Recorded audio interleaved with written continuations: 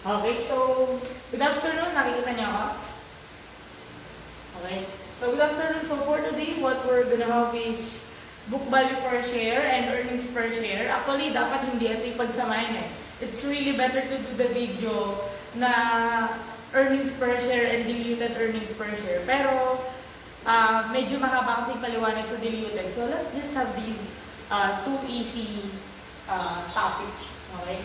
So, as we all know, no, corporation, umiikot lang yan sa tatlong bagay. Or, kumbaga, tatlong main na activities. Okay?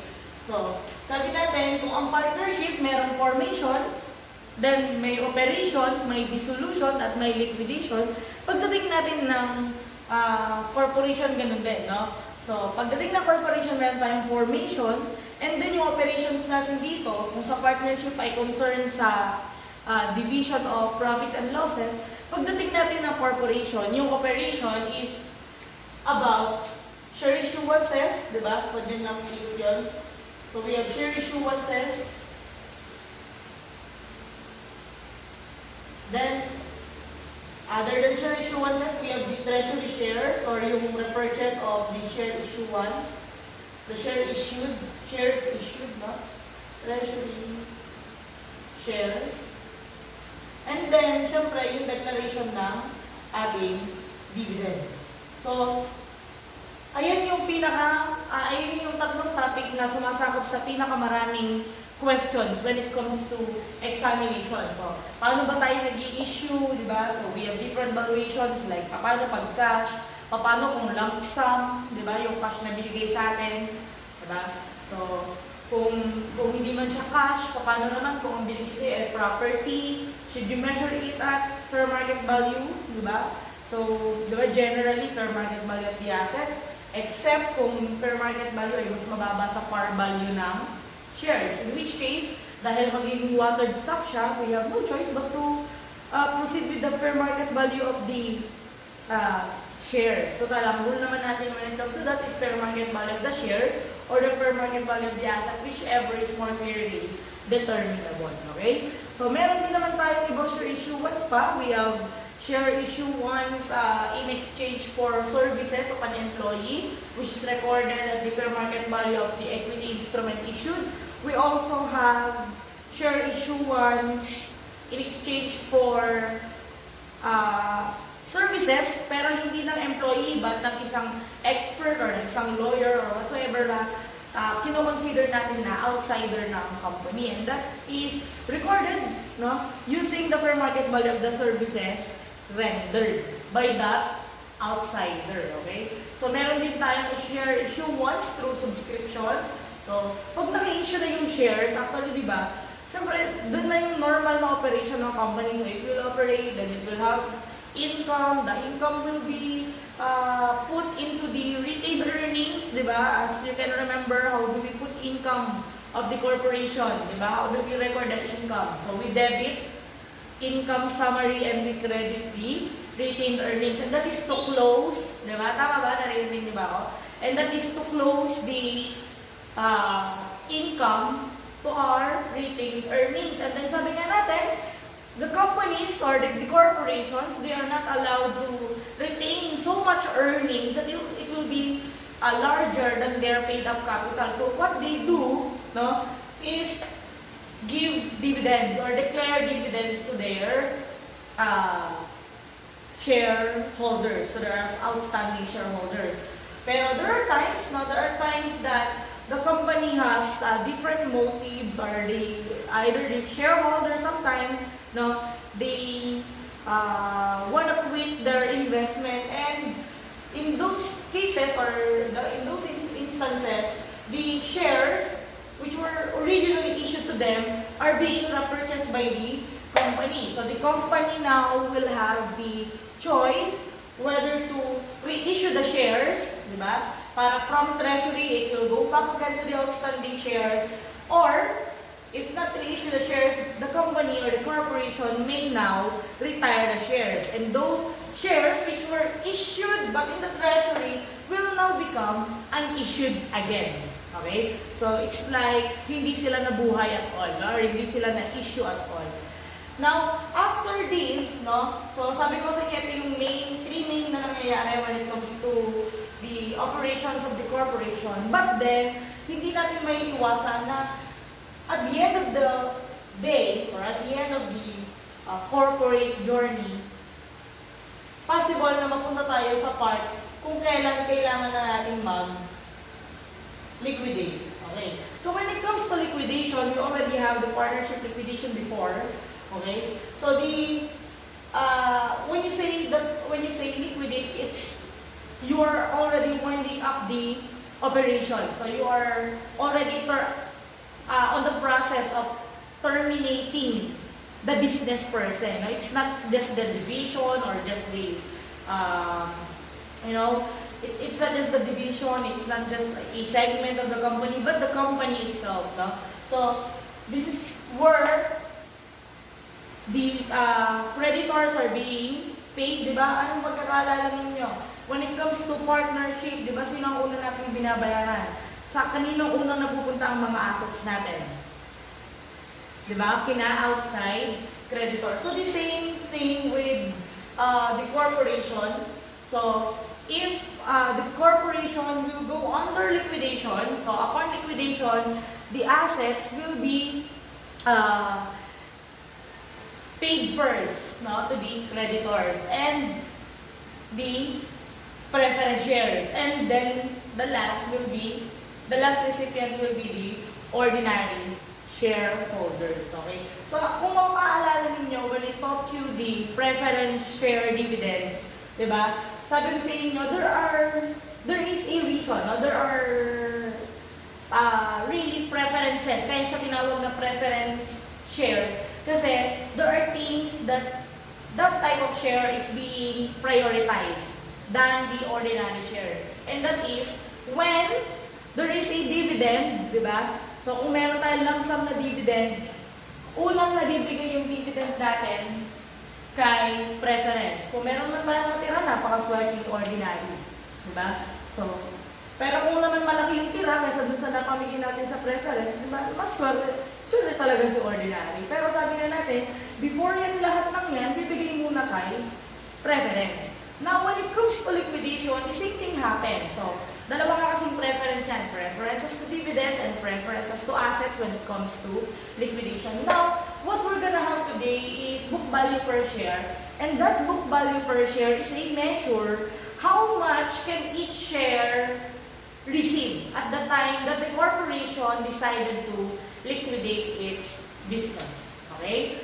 So, actually, it's very easy to compute the book value per share. Kasi all you have to do is to divide the total shareholders' equity. So, let's have this, no? So, when it comes to book value per share, sabi natin, this is the amount, this is the theoretical amount which will be received by the shareholders upon liquidation. Pero napaka-swerte ni preference kasi si preference meron pa siyang additional dito, no? So, pero kung ano man yung matitira nun, ayun yung mapupunta kay ordinary. So, when computing for book value per share, the first thing that you must ask yourself, what or how many classes of share do I have? Or how many classes of share does my corporation issue? So, if there is only one type of share, definitely, it cannot be preference, di ba? Kasi kung isa lang naman, hindi mo na kailangan ipangaya na ikaw yung priority, di ba? Kasi pagka sinabi ko yung priority, sabihin number 2, and number 3, number 4, di ba? So, kung isang type lang yung share mo, automatic, that type of share is ordinary share. Okay. So, kung meron tayong ordinary share, parang ganito yan. Sabi nga natin, ito yung marireceive niya, di ba? Amount to be received by each share at the day or at the time that the corporation will undergo liquidation. So if there's only one type of share, what happens will be this one? So this is our accounting model. We have the assets. And then, the assets, less the liabilities, we have here the equity. So kahit na anong business model pa yan, whether sole proprietorship or partnership or corporation, so same model naman yung ginagamit natin. Assuming that your asset is 5 million. Okay? So, this is 5 million. Your liabilities amounted to 3 million. Automatically, you already know, even without knowing the components of your shareholders' equity, you know that your equity will total 2 million pesos. Am I right? Okay? Now, in these 2 million pesos, if there is only one type of share, and that share, of course, is ordinary share, so all you have to do, sabi nga natin, ito yung marireceive upon liquidation. So, sa tingin ninyo, kung marireceive yan ng bawat shareholder, no, sa pagdating ng liquidation, kailangan ba na isama natin dito yung ating treasury shares? Of course, hindi. Okay? So, of course, hindi. Bakit? Kasi nga, sabi natin, marireceive ng bawat shareholder, sino bang may hawak ng treasury? Diba? So, the treasury shares is being held by the company. So, hindi siya kasama dito sa kino-compute natin na to. Likewise, the amount of the treasury share at cost, hindi rin naman siya kasama kasi kung matatandaan ninyo, treasury share is like a contra equity account. So, it's being deducted from the itemized column, no? Or yung total items ng shareholders equity natin, di ba? So, pabawas si treasury, di ba? So, ibig sabihin, pag kinuha natin yung equity natin, nakabawas na din yung para kay treasury. Ibig sabihin, pagdating ng book value per share, itong 2 million na to ay paghahati-hatian na lang. Nino? So, yung 2 million na to ay marireceive ng ordinary share. Ang tanong ngayon, saan natin i-divide? So, we already have this, no? So, the formula is total shareholders equity. Either you compute it this way or you compute it by adding the items, diba? Like the preference share, in this case pala one share lang. So, we have the ordinary share capital, we also have the share premium, the retained earnings, then we less the treasury shares. So, you have your total shareholders equity. Since there's only a single type of share, so you divide it over our total outstanding share. Bakit nga ulit outstanding lang? Kasi nga, di ba, ang kinukuha natin na book value per share, no?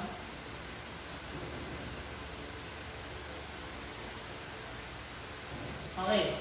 Kasi nga, di ba, ang kinukuha natin ay yung book value o yung marireceive ng bawat isang shareholder sa bawat isang share, no, na hawak nila. So, kung halimbawa, meron siyang 5 shares na hawak. So, kung magkano book value per shares times 5, ayun yung marireceive niya at the day of liquidation. No? But assuming that the assets and the liabilities are on at its book value amount. Okay? So, this is now your book value per share. So, actually yun lang. Walang kahirap-hirap. So, ating outstanding kasi hindi na natin bibigyan si treasury. Upon liquidation, hatian yung sarili mo, yung company, then, so may matitira pa sa company, hindi na naman mako-close.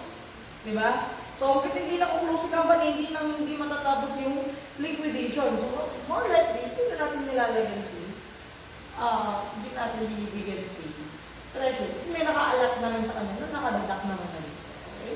So, now this is your book value per share. So, let's have an example. Okay. So, let's have case 1. No? So, in the first case, let's say that I just gave you the amount of the assets. So, the assets, let's assume that the assets is 12 million. The liabilities is at 4 million. Okay? And then your equity is composed of the following shares. So, your equity, your ordinary shares, okay, na 1 million 1 million issued and outstanding.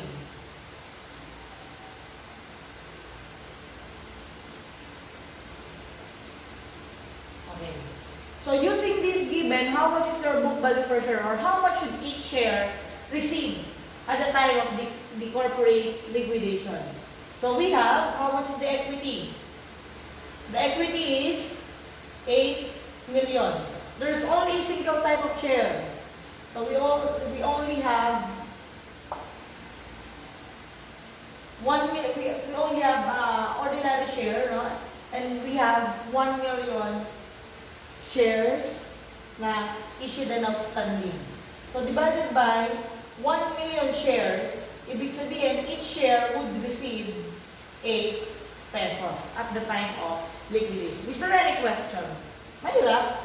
No, hindi naman, di ba? No? So now let's have the second case.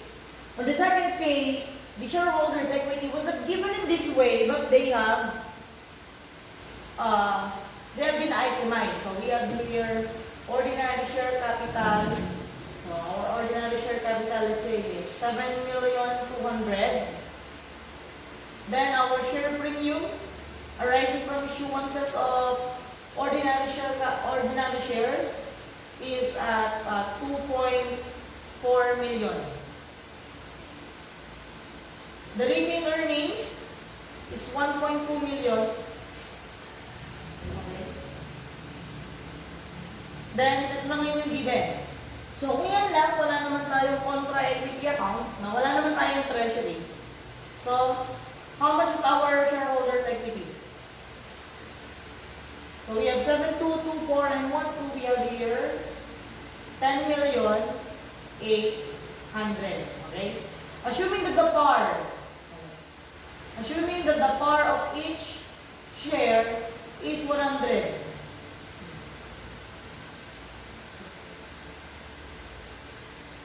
How many shares do we have? Walang treasury. So, sabihin, kung ano issue dito, yun din yung outstanding, di ba? So, how many shares are issued and outstanding? So, we have 7.2 million divided by 100 na par. So, you have 72,000. Okay?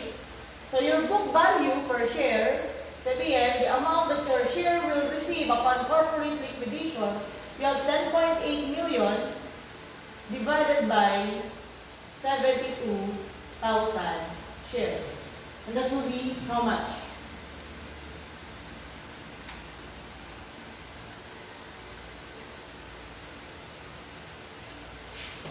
That will amount to 150 pesos per share. That is now your book value per share. So, assuming naman, iba na naman yung mukha nitong halimaw, no? Iba na naman yung mukha nitong problem. So, let's have case 3. I'll just give you four phases, no? Nakikita pa ba dito? Or should I write them?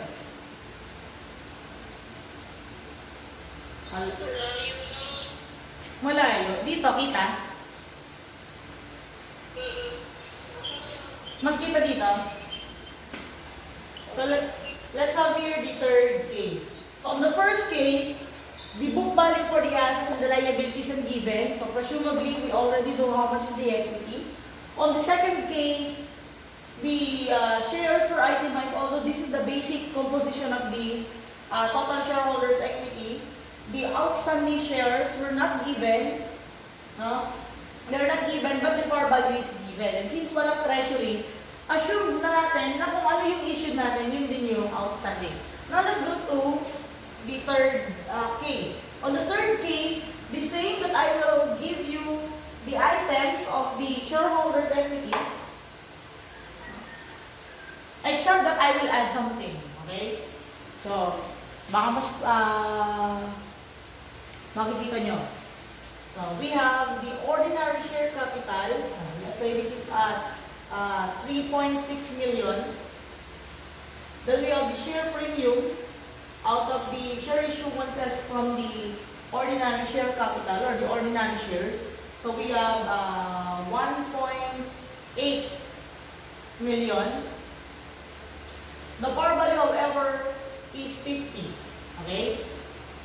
Then you have here treasury shares at cost, of course. So this amounted to 250,000. Okay? Lagyan natin ang 0. And ang cost ng bawat isa ay 100. Of course, we have our retained earnings, and our retained earnings amounted to 4,500,000. So, using this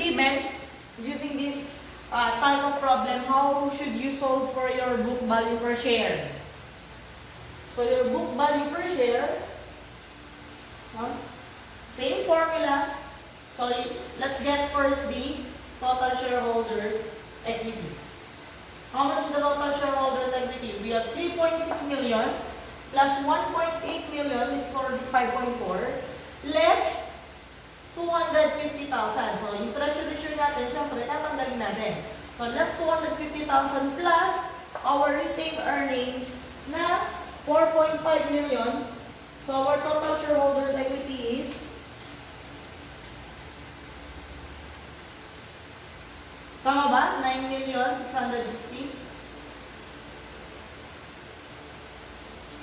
Okay. So that is 9,650,000. Now how should we compute for the, so meron na tayong numerator. So how much should be our denominator, or how many shares should be the denominator? So we have no data regarding the shares, but we can infer it, tama ba? We can compute for it. So if the par value is 50, therefore how many shares were issued? Issued, so 3.6 divided by 50, we have 72,000. Okay. Okay. So we have 72,000 shares issued. Remember that these are issued shares. No? 72. Sabi natin ang issued shares natin, hatiyan sa dalawa. We have treasury share and we have outstanding share.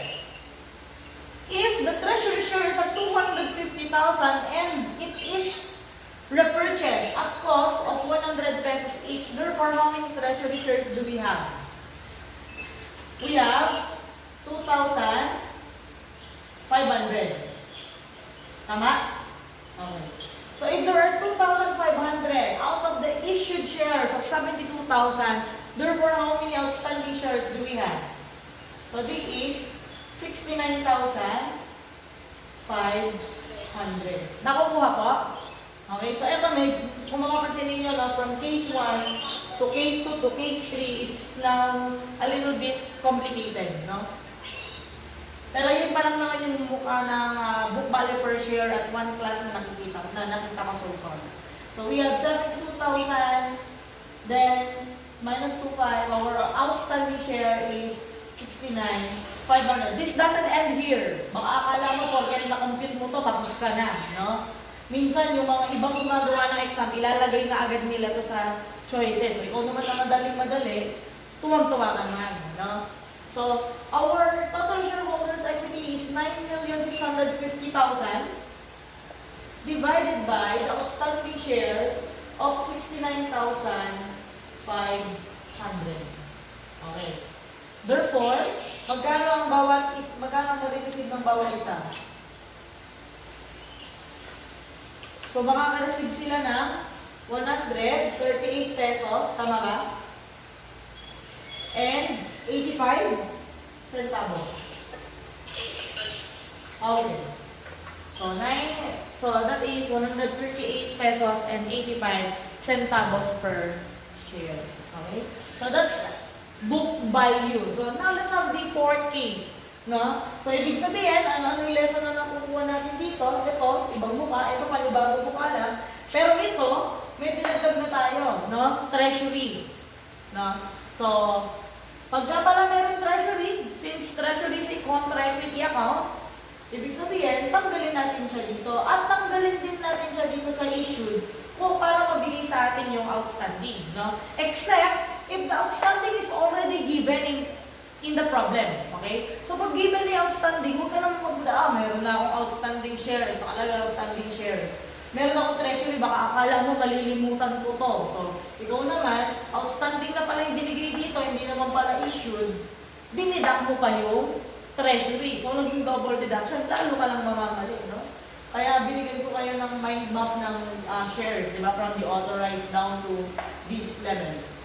Okay. So now let's make another case, and this will be the last case for the single type. Can I put it here? Itaas.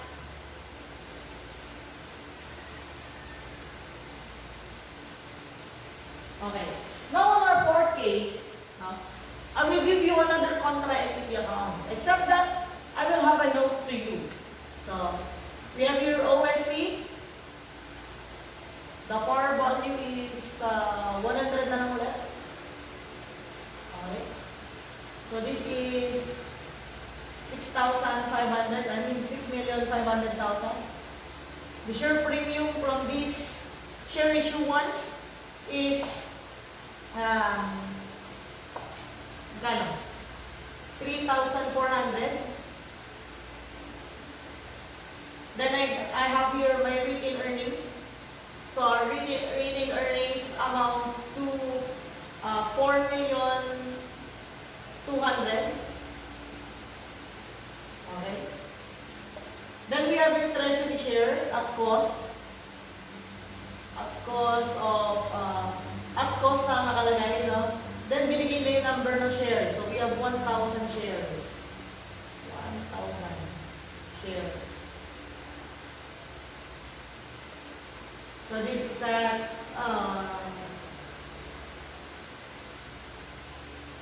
170,000.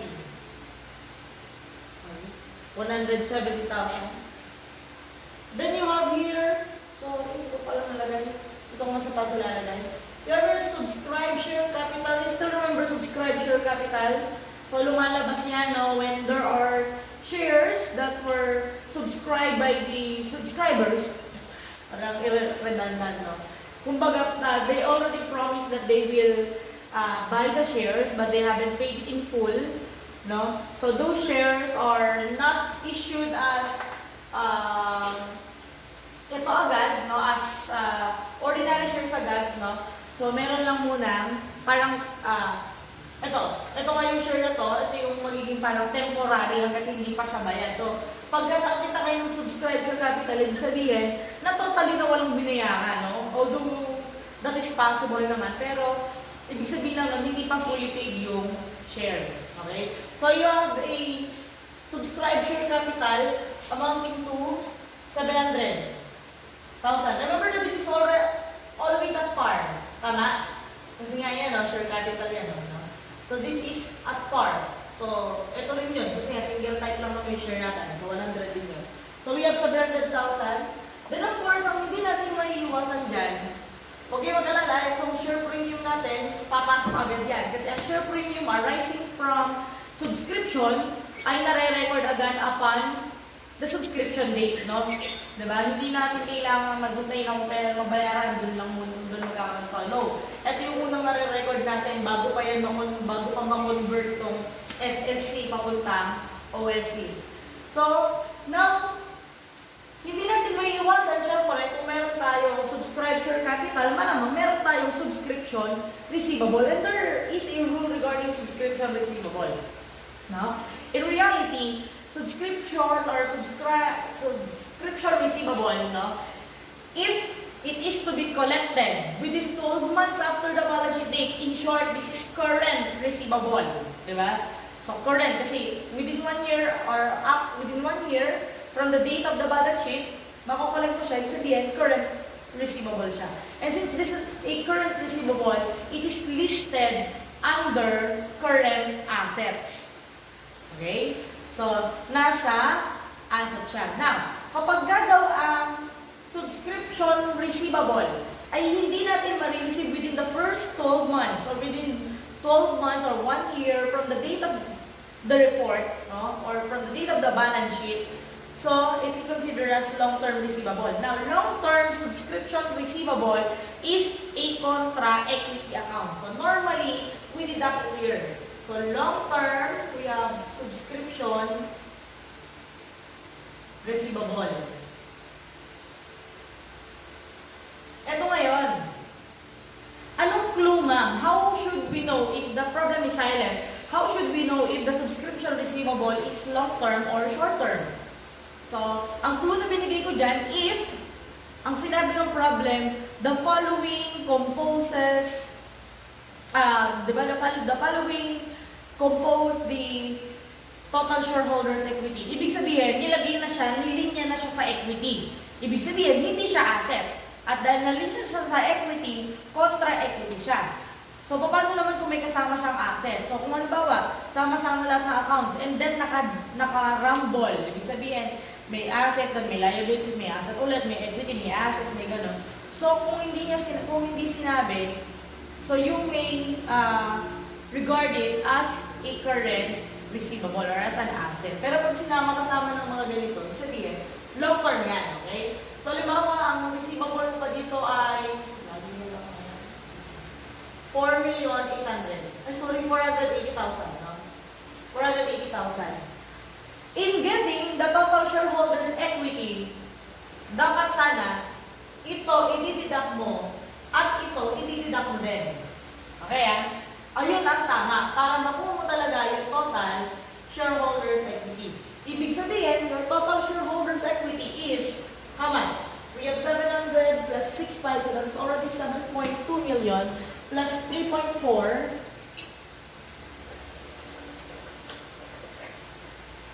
okay, so 3.4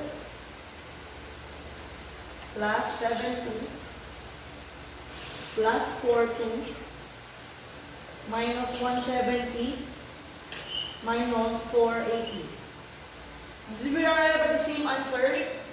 The total shareholders equity is 14,150,000.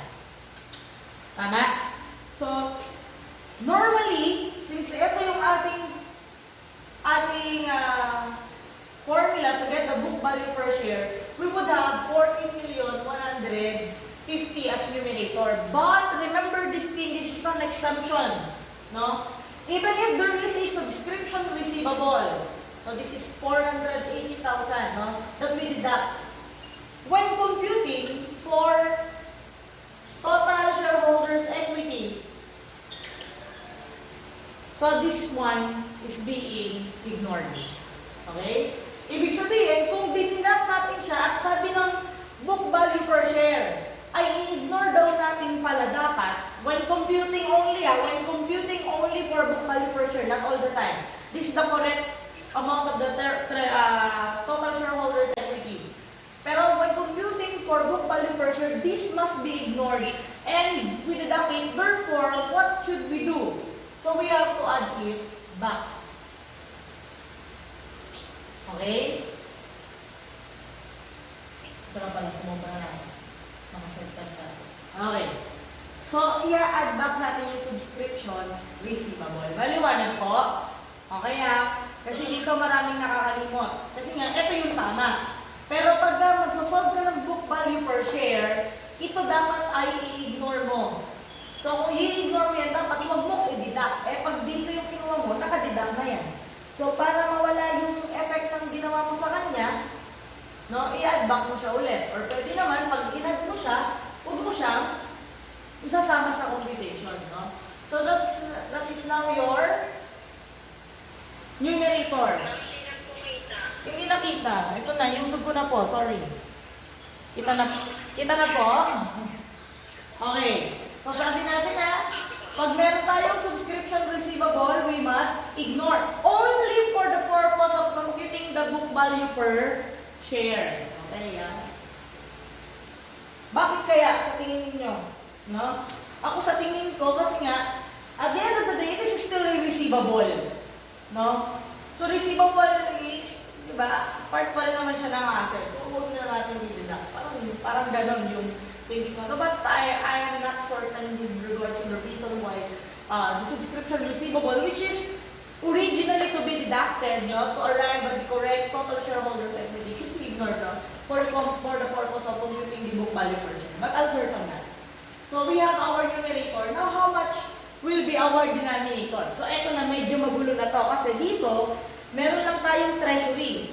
Dito, meron na tayong treasury, meron pa tayong subscription. Okay? And when we have subscription, so it's part of the outstanding shares. Remember, even if it is only subscribed, kahit hindi pa yan fully paid, you are already entitled to dividends.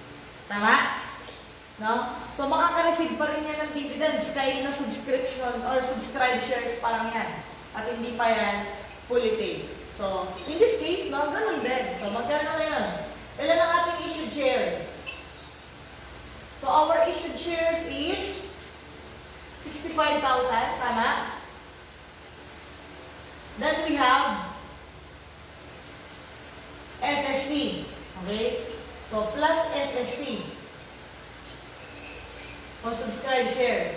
How many shares are subscribed? Of course, if this is 100 and there is only a single type of share, of course, yung subscribe mo, ay ito din. Tama? So, we have 7,000 shares. Therefore, the total shares is 72,000.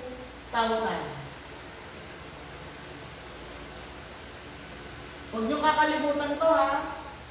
Kaya nasa last piece yan. Yan yung pinaka-complicated, no? Sa single type. So, 72,000 shares. How much is, or how many shares are in the treasury and how many shares are outstanding?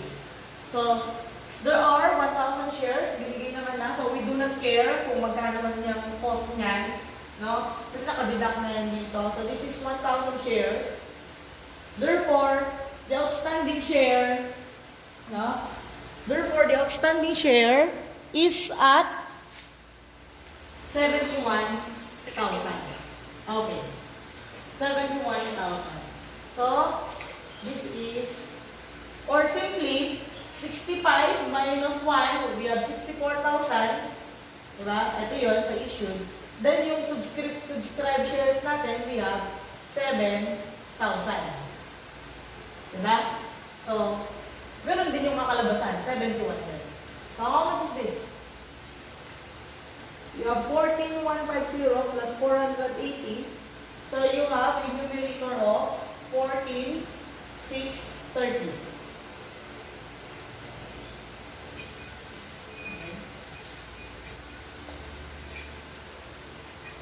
This one is 71,000.